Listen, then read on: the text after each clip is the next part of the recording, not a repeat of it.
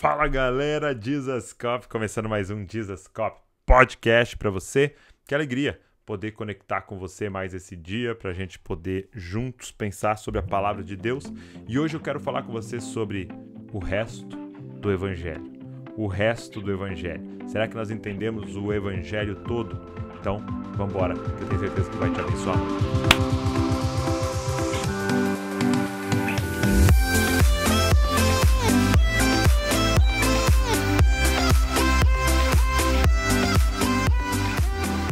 Começando mais um Jesus Cop Podcast, eu tô muito animado, muito feliz de estar aqui com vocês e poder compartilhar com vocês. Se você tá vendo, hoje eu tô gravando aqui da minha casa, tá? Tô aqui em casa, tô aqui no meu mini, pequeno, minúsculo escritório, mas suficiente pra gente poder ter esse tempo juntos. Eu tô em casa porque a Val fez uma cirurgia no dente e ela tá se recuperando e eu tô aqui cuidando dela, ajudando ela.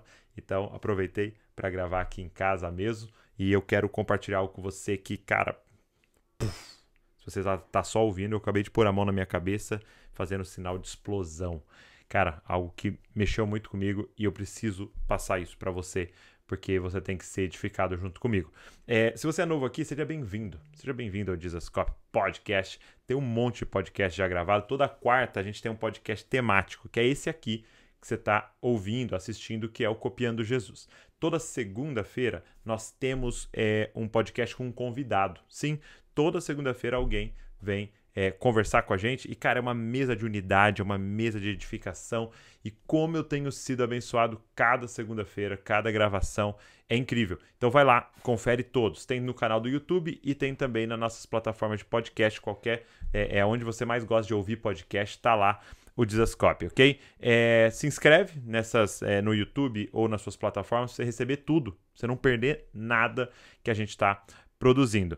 Se você já faz parte da nossa família aqui, você está sempre com a gente, obrigado. Obrigado por você estar compartilhando. Obrigado porque você pega o link, manda para um amigo. Muito obrigado. É por causa de você, de pessoas como você, que a mensagem tem chegado tão longe, cara. E isso é muito legal e a gente está muito empolgado de poder alcançar tantas pessoas, porque a gente só tem um objetivo, cara, deixar você mais parecido com Jesus e te ajudar a formar Cristo em outras pessoas. Então, continue a divulgar, sabe? E isso aqui é generosidade. É quando você é abençoado por algo e você passa para alguém, você passa para frente. Por quê? Porque você não aguenta, não vai ficar só com você. Generosidade não é só dinheiro, gente, mas também conhecimento, entendimento, ser generoso com a palavra de Deus. Então, cara, algo foi relevante para você, já pega e já manda para todo mundo, para outras pessoas serem abençoadas. Marca a gente lá nos stories também para a gente ver quem é que está acompanhando, quem é que está ouvindo e repostar alguns de vocês lá, vai ser muito legal.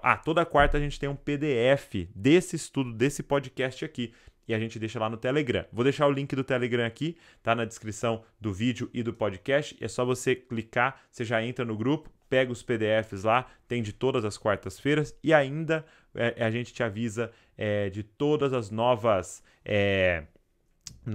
vídeos, novos podcasts que a gente tiver aqui no Jesus Cop. Fechou? Vambora? Está preparado para o conteúdo de hoje? Então vamos lá. Seguinte, eu quero falar com você sobre o resto do Evangelho. Cara, eu tô lendo esse livro, Dan Stone e David Gregory, e cara, quem me indicou foi a Andrea Vargas, esse livro. E olha aqui, ó, emoji de cabeça explodindo. Meu irmão, é poderosíssimo esse livro. Por quê? O autor vai contar pra gente que ele havia entendido o Evangelho de uma forma incompleta. Ele tinha entendido apenas uma parte do Evangelho. E apesar de ter entendido essa parte, ele não conseguia viver em plenitude, porque ele não tinha acesso a essa outra parte. E eu quero contar para você, para que talvez você se identifique com a história desse autor e você também seja muito abençoado pelo resto do Evangelho.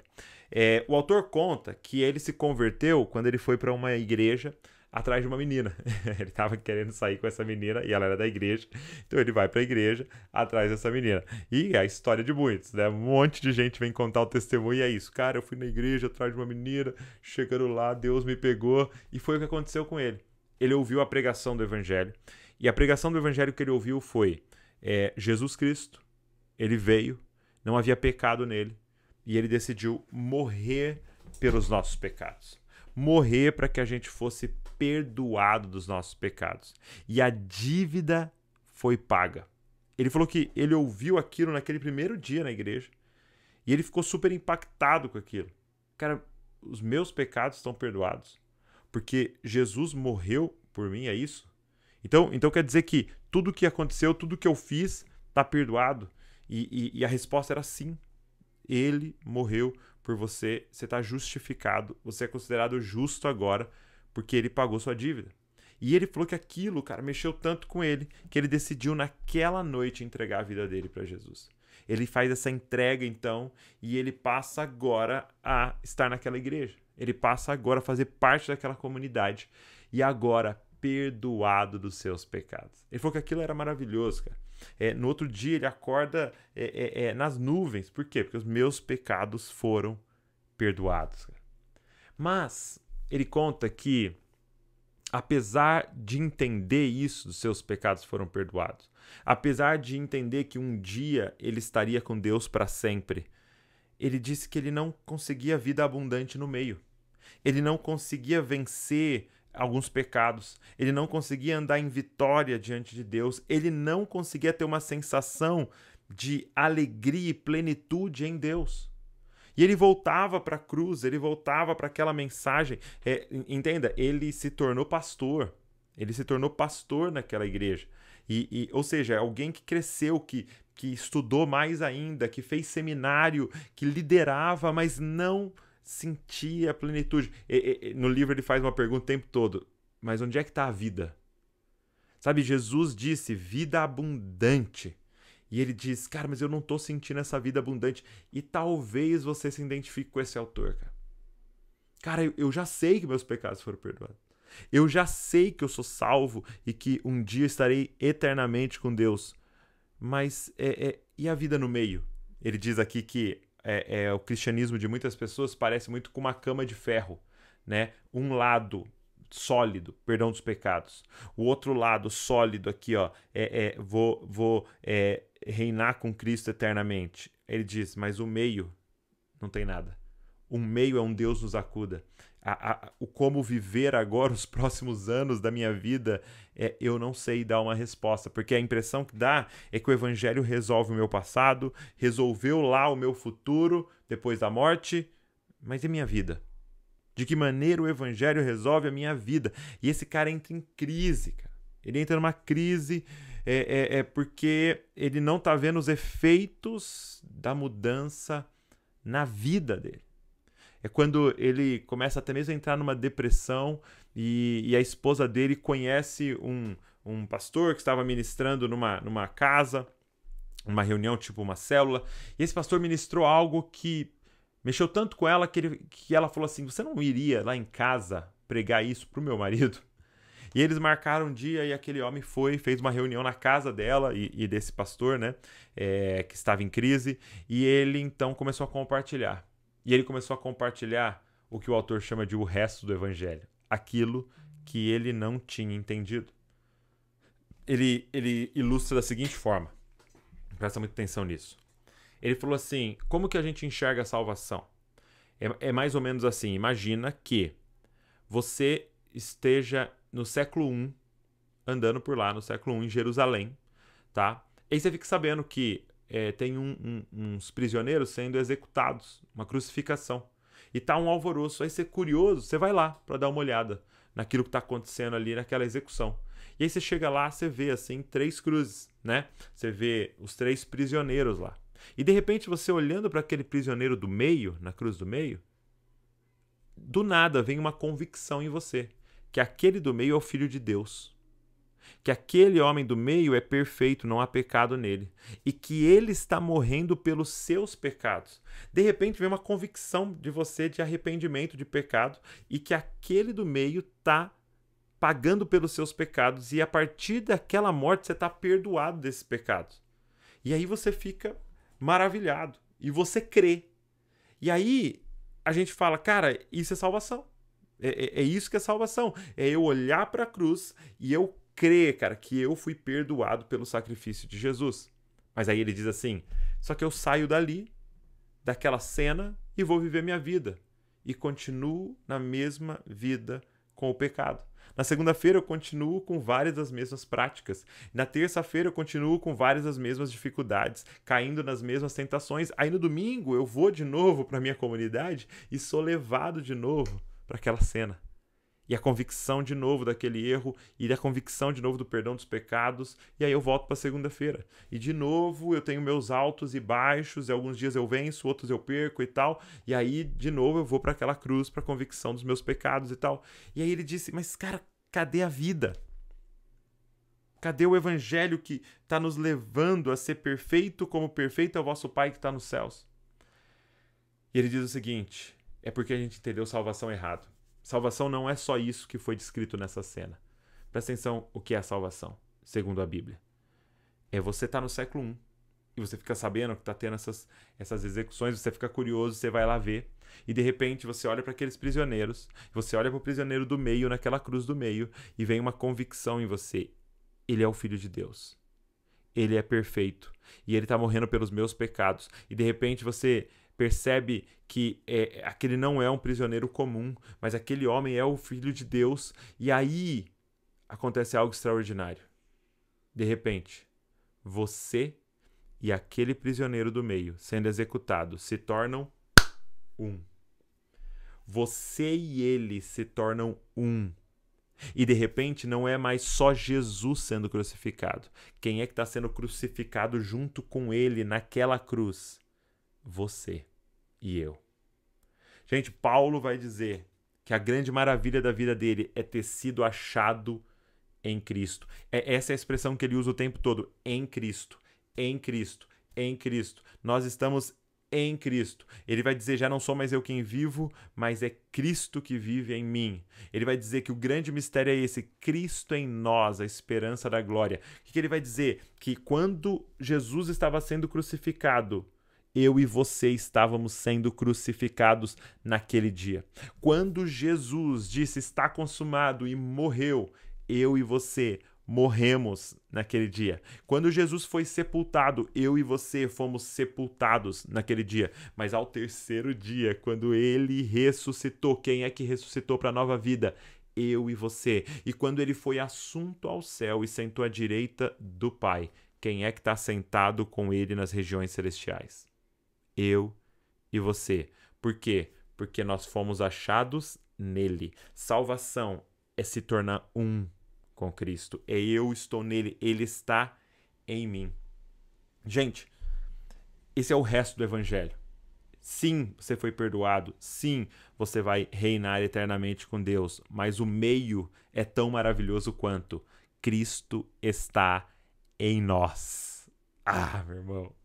Ele habita em nós. E presta atenção, ele não está em você para melhorar a sua vida, para te ajudar com as suas questões. Ele está em você para viver através de você. É isso mesmo. Por isso que o desafio do evangelho, Jesus expressa em Mateus 16. Quem quiser vir após mim, negue-se a si mesmo, tome a sua cruz e siga-me. Gente, cruz é o quê? Ele está falando para um pessoal que estava dominado pelos romanos e que eram crucificados diariamente, semanalmente, havia crucificação. Quando Jesus fala, tome a sua cruz, era como se ele dissesse para um americano, por exemplo, pega a sua cadeira elétrica e me segue. Ele está dizendo sobre um objeto de ser executado. Ele fala, negue-se a si mesmo, pegue esse objeto de morte e me segue. Por quê? Porque ele nos chama para essa vida de cruz, que é morrer para que ele viva através de nós. Sabe por que Jesus pode nos fazer esse convite? Porque foi o jeito que ele viveu.